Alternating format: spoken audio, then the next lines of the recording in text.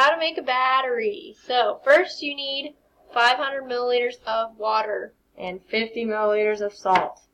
You pour the salt into the water and you stir it.